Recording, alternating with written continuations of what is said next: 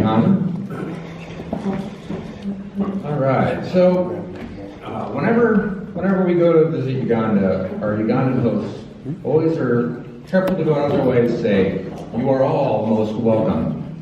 And I sit there and I think to myself, what do I have to do to be welcome instead of almost welcome?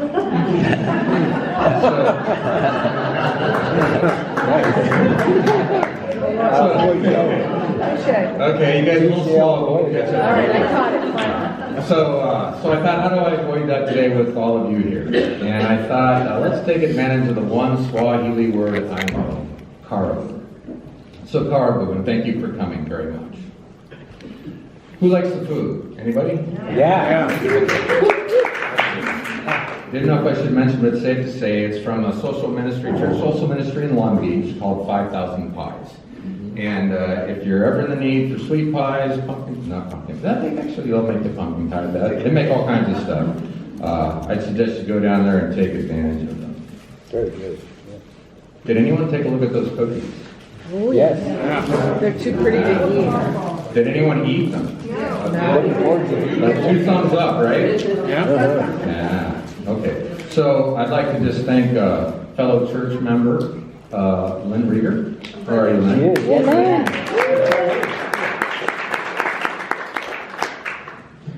So as you heard, my name is Joe Jackson. My wife, Barbara, back there in the dress that sang earlier, and be glad she sang and not me. Really glad. I feel bad for whoever stands in front of me, church. So bad.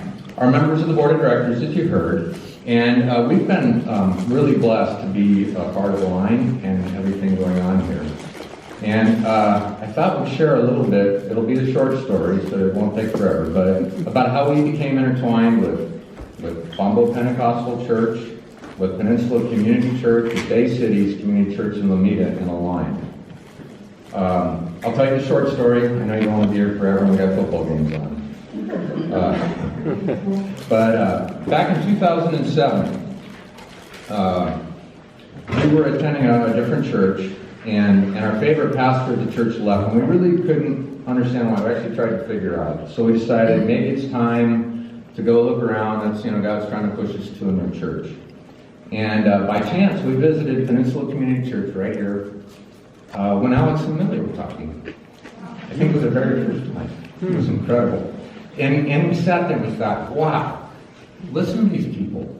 Listen to how Align, Alex and Millie, are living their faith. And we said, that's exactly what we want to do. They're loving and serving people. Didn't matter sex, race, religion, whatever. They were just serving them. And they focused on the people who were most overlooked and shunned by society, children and those with HIV/AIDS. And they were working hard to get people just to stand on their own 2 feet, teach a man to fish. In 2009, we made Bay Cities Lomita our home church. It was quite a blessing for us. We also got to spend a day with Don, Elaine, Alex, and Millie for lunch, a short but exciting boat ride, and a wonderful conversation. And that did it. We were all in. I mean, this was it for us.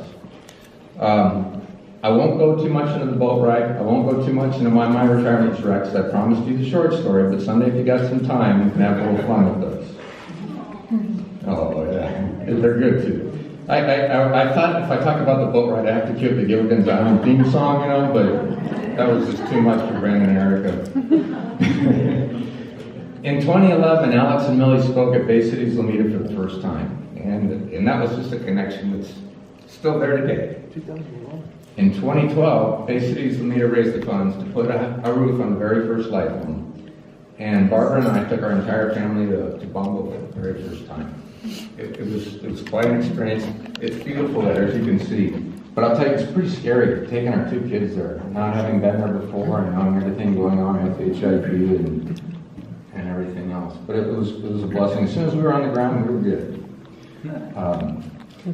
In 2013, Alex and Millie returned to Bay Cities Lomita, and Millie just connected with our women's Bible study. And that's a strong connection today still. More connections were formed in 2015. Diana Calhoun, where are you, Diana? right there. Diana Calhoun and her Dress a Girl Around the World team started sewing days at the church to make dresses for the Ugandan girls. And it sounds nice that they're making dresses, but for those who don't know, girls who are dressed nice are less likely to be targeted and preyed upon by sexual predators and others. So the fact that they can have a nice set of clothes makes a big difference in their ability to carry on a life without being a target. We also got to visit Uganda again that year, and Barbara got the pleasure of actually personally handing out some of those dresses to the Life with Hope girls. She steals all the fun. All right. The connections continued to grow in 2016. Bay Cities raised the money to complete the Denell Lindsay School, including clean water and finishing a bunch of the classrooms.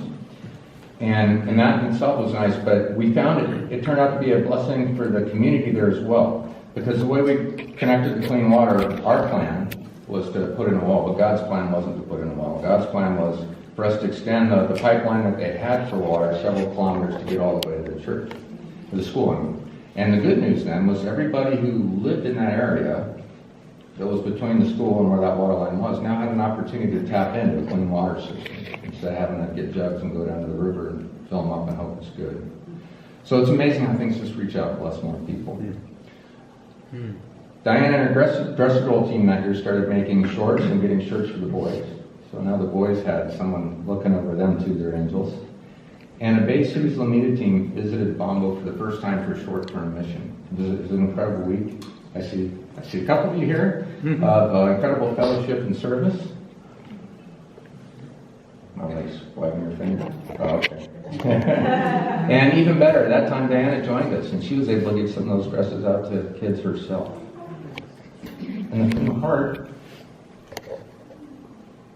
it all came from chance visit here in 2007. Coincidence? Divine appointment. Amen. You got it. So, let me share a couple more facts. You heard a couple in the video, but it helps paint the picture here a little better. The video talked about 48% of Ugandans are less than 15 years old. That's only 19% here in the U.S., so you get the idea. 70% of Ugandans, and I think by going from 70% are under 25 years old. That means you're 24 or less. Here in the United States, it's only about 32%. So HIV, other things have had their effect on Uganda. It's a very, very young country. And that's actually kind of an opportunity. Additionally, Uganda suffers from corruption, pretty pervasive. Depending on whose list you look at, they're ranked somewhere like the 25th to the 50th most corrupt country in the world. And it's a poor country, as you heard. This number's close, it's not exact, but something like 80% of Ugandans make less than $2 a day. The worst part, though, is a lot of Ugandans don't have the ability to change their circumstances. You know, they're kind of stuck where they are. And that lack of hope is like true poverty.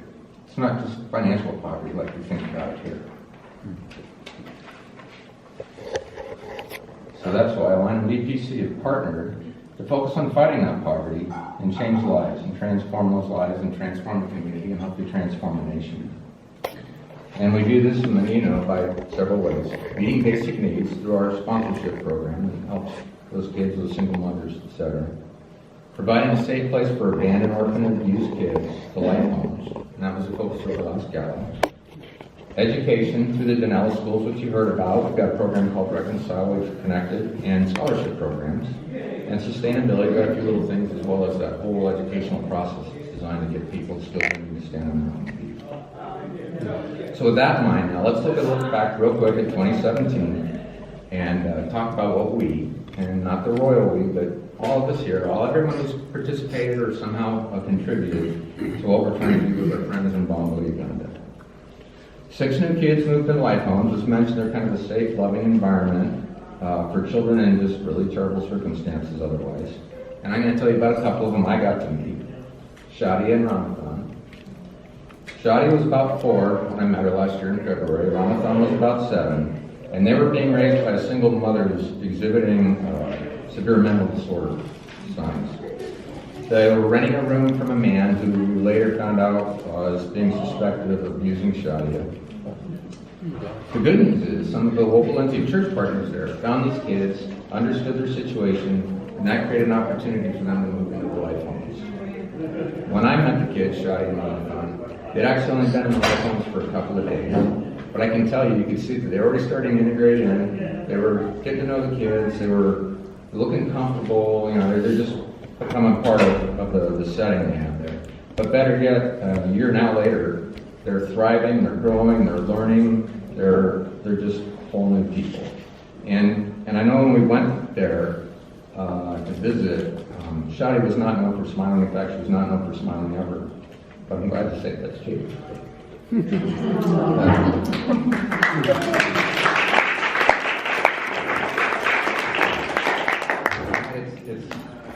It's amazing how many times I've seen that story repeat itself. Let's see, I'm also happy to share that they said in the video, about 1,500 students received a quality godly education at the 3 campuses, and 30 of these kids moved into student housing. Now, student housing is a new thing for us in 2017. You may not have heard about it before. What we found is that most children under a sponsorship program, which gives them basics, medical care, school, helps with food and clothing, do really well. But some kids actually need a little more. And there's a couple reasons why. The biggest one, it turns out, is a lot of them, the schools we're sending them to just aren't that good. Unfortunately, good education is hard to find them. And that's obviously not the case with kids going to the Denali schools, which are outstanding schools, but in the communities that don't have a Denali school. We're also finding some are just in homes that really aren't conducive to their growth, spiritual, emotional, educational. So for these kids, student housing, we're basically renting you think about like a dormitory, provides a safe environment for them that they can attend school. It's close to school, it's close to a partner church, where they can now focus, be fed, be taken care of, and focus and grow and continue to progress academically in other ways. So I think this is actually a really neat thing that's starting to happen, and it's really closing a gap that we found we needed to close. Good. Let's see, we've also had 5 students receive scholarships to university, college, or trade school, kind of the next step to standing on your own 2 feet. And this program's got me really excited, and I'll tell you more about why later. That didn't help my tongue, did it? We'll talk about it later. And we had 14 adults graduate from a program called Reconcile, who then launched their own businesses, moved off the sponsorship, and are now supporting themselves. So, getting on your own 2 feet, right? It's awesome. Now, Reconcile is probably a new word for a lot of you as well, too. It's kind of a connection that we've been trying to foster for a while. Dr. Don Malls gets a lot of credit for just sticking with it. And what it is, it's a biblically based business program, business training program. And it was developed in Uganda by a team of Brits and Ugandans. And it's done in a Ugandan format. It takes into account what Ugandan businesses are like. They don't run hospitals, okay? And it takes into account Ugandan language and what they know and how they speak. And this training, it turns out, if you take this training, their statistics show you're 3 times more likely to be successful starting a new business having this training than if not. So it's a pretty good thing. Let's let Millie and Adia, one of the graduates, tell you about the program.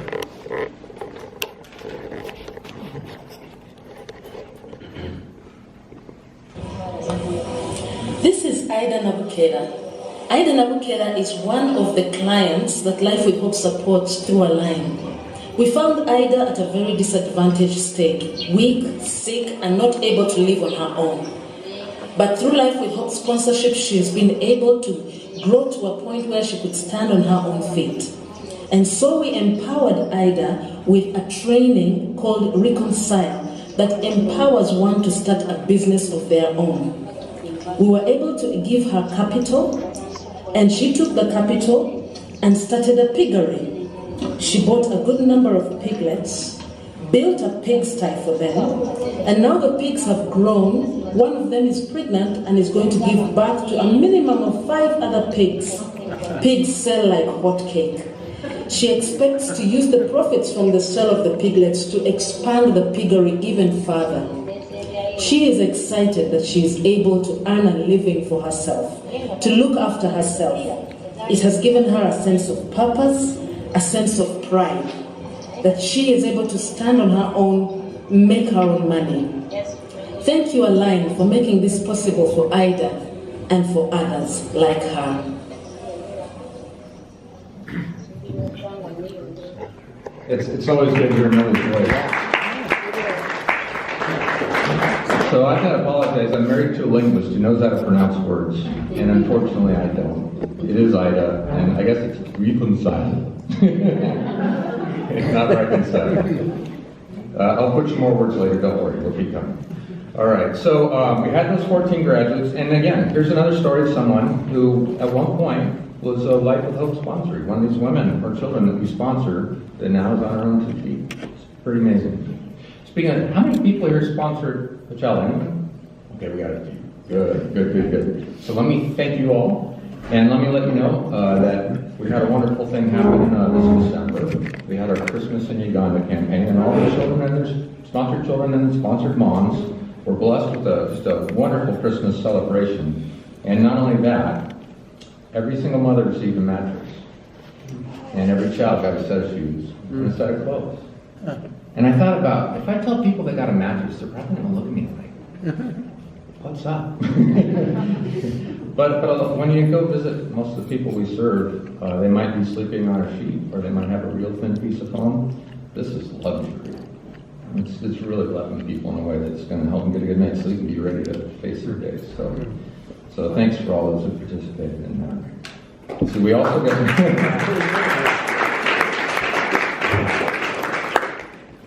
got a generous donation of toys from Toys R Us, which will be making their way back to their spirit to be distributed by the church to the Life of Home kids. And I'm sure the folks who attended our last gala, where we talked about life homes, will be glad to know that we finally started work on the new life homes. And as we're speaking, the wells are being drilled or were finished, and the final plans are in the final works with the architects there, so we should be starting construction soon. And I suspect by the time we have our gala, we'll have some good pictures to share of what's going on there, so that's exciting. So from my perspective, and I hope from yours, 2017 was a fantastic year, and that's really thanks to everyone who's participated in all the various ways and forms, and I'd like to thank you all for that. And I'd like you to think you're making a difference, because you are. So, switching gears, let's move to 2018. What's in the pipe? What's coming next? I mentioned we're going to have our gala here at the Bowers Museum in Santa Ana on the 14th of April. You got it right, Erica? Yeah. Good. And we really have 3 objectives that we're working on, these 3 goals that are going to get highlighted in this gala. The first is to fully fund the sponsorship program. Now, I mentioned earlier we had a few people that got sponsorships here last year. And what we've really noticed over the last 10 years working with our Ugandan friends in partnership is that education is a really powerful tool for transforming people and transforming communities and hopefully nations. And the scholarship program is a little different than a normal sponsorship program. The scholarship's specifically for advanced study, higher learning, university, college, trade school. Eligibility is limited. It's only for kids who've done really well in school, who are very active in church, and who have proven outstanding character. And I got to tell you, like the first time and every time I go back to Uganda, one of the things that always impresses me, and some of you met some of them, are the young kids.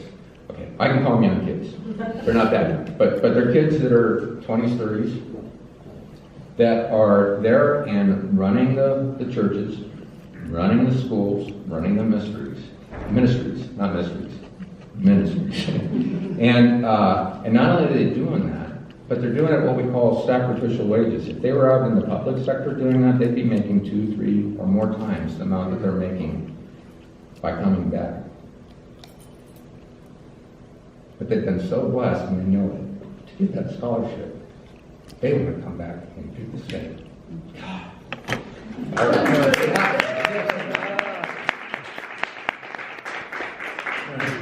They say if God hasn't ripped your heart, you haven't loved. My heart's been ripped. A bunch. Okay, so let's talk about a couple of them just real quick.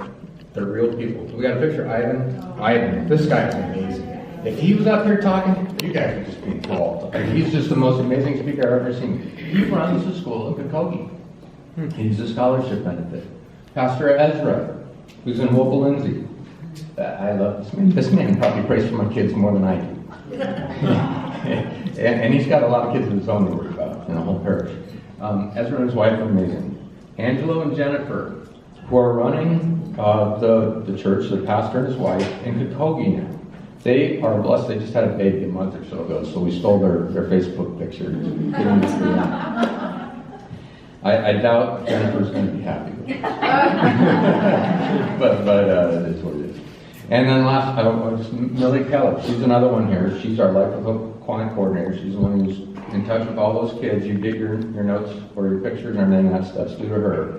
And not only is she doing that, she's just lighting that whole thing on fire. This woman is just a godsend. She's amazing. These are just examples. I could come up with twice as many, very easily. All these kids with the benefits of scholarship, they benefited from their giving back. So our goal this year is to raise enough funds so that everyone we anticipate being eligible for a scholarship through January of next year is able to get it and go on for higher learning. We're thinking that's going to be about $10,000, and churches would be interested. So that's number one. Second goal is to obtain Awonge sponsors for children in student housing and life homes. We mentioned earlier, some kids need a little bit more than they're able to get with normal sponsorship. And that's the basis for the life homes and for student housing. However, anyone in this room can probably guess, if I'm going to put them in a home where they have someone to care for them, keep them out of trouble. No. Supervise them and all that, it's going to take some more funding. Hence the need for Awonge sponsors. I was going to say, does anyone in the room know what the word Awonge means? But I'm wondering if I got a ringer here or not. E-W-A-N-G-E. Awonge. Okay. That's Uganda. That's close enough.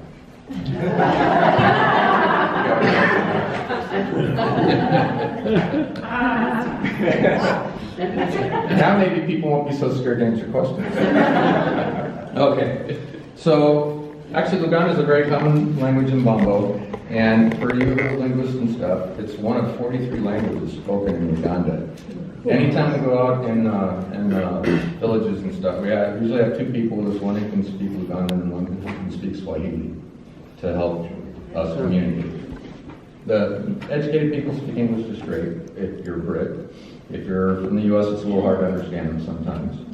But when we're out in the field, that's what we've got to do.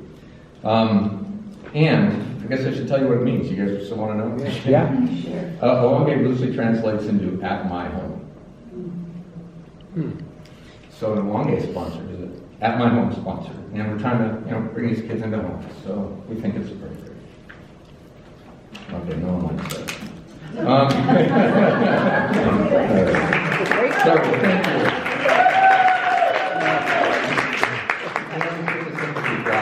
You're not doing well. Okay. So right now we have about 20 kids in life homes, 30 kids in the student homes.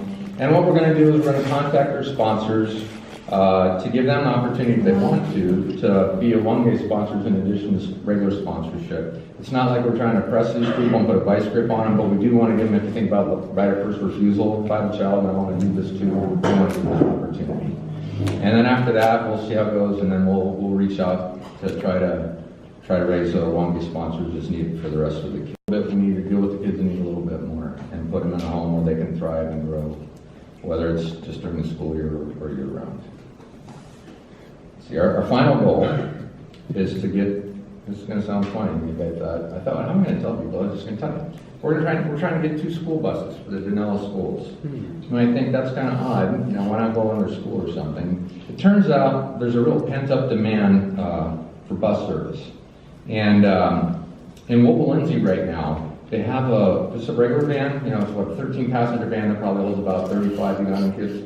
It's a Toyota van that holds 35 kids. Yeah, there we go. So you get the idea. The need for transportation is that desperate. And even with that, there's a waiting list to get onto it. Okay? So I it's kind of shocking to me, but it's almost like going to the circus when they start getting out of the car. There's so many coming out of it. It's pretty crazy. But when you back up a step, not only is there demand for it, but it's also something that's going to help place Dunella schools in a spot where they have additional prestige and help with further growth of the schools. Most of their, it's called competitor schools, all have buses right now. And it's actually a service people look for, and if we get them the buses, that helps them that way. More importantly, you know, kids gotta get to school and get home safely. And it may sound kind of silly, but I'm gonna let you guys decide whether or not a bus is safer than how many of them do it now. So that's called a boda boda, which is basically a motorcycle taxi. How many kids do you guys count up there in that boda boda? It's not that uncommon. Yeah. Mr. Toad's Wild Ride. So we see a lot of value that way. And then last, and back in line with sustainability, we expect this bus service to be sustainable. We help them jumpstart them with 2 buses, but from that point they take on, they pay all the salaries, they do all the maintenance, everything else, and they bring in enough income where when it's time to replace a bus, they can replace the bus as well. And maybe a little bit more to help the school after that. So, multi-purpose, good purpose, our final goal for 2018. All right, I guess people are really ready for football, so I'm going to try to wrap this up. Actually, there's one more I can do. I did want to start with a short review, though, make sure people were actually paying attention. And my first question was going to be, who knows what the Swahili word caribou means? But someone beat me to it. Welcome. So Eric and Christina, would you come up here? They defined it for us up here on the board, and since they answered the question first, they get the prize.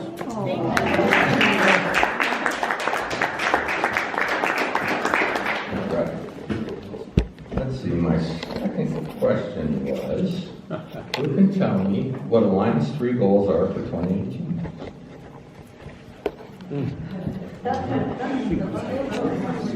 Bus, scholarship, and a home. Scholarship, a home, and what? Buses. I heard a couple people blurt it out. Let's see what color. You got purple on. There we go. I do to match my, Yeah. my line. There we go. Thank you, Joe. These bracelets are made by Life with Hope. Did I miss someone who came up with an answer quick? Or did Joe? Okay. So they're tied right in with what we're doing here. And my last question, who knows what the word Awange means? Just can't be done. At your home. Okay, Mike Lee. You get first. You get a wallet made out of Uganda tree bark. All right. Cool. Who thought you'd come home with a wallet after this? I think most people would they go home without their wallet. Wallet, nothing in it. Okay. So, with that in mind, it really is a free lunch. The real purpose of what we're doing today is just try to communicate to you what's been going on, where we're going. That said, if someone is really compelled to make a donation, I won't stop you, but I'm really not trying to encourage that. That's just if someone really feels called and they want to do that. I suspect that a few of you may have questions, because we went through a lot of stuff and there's a lot of pictures that may be of interest to you. And maybe even one or two is interested maybe in helping out with some of these things going forward. So, since you've met all the Align DoD members here, what I should encourage you to do is if one of you have a question or you do want to get more involved, just grab one of them, talk to them. We'll all be happy to help with that. And I think if you got a really hard question, we should give it to Don. He's a little spunky with the lane there, so hard questions go to Don. Which one's Don? Yeah. Oh, that was good. Right over there. Wow. Identity confusion.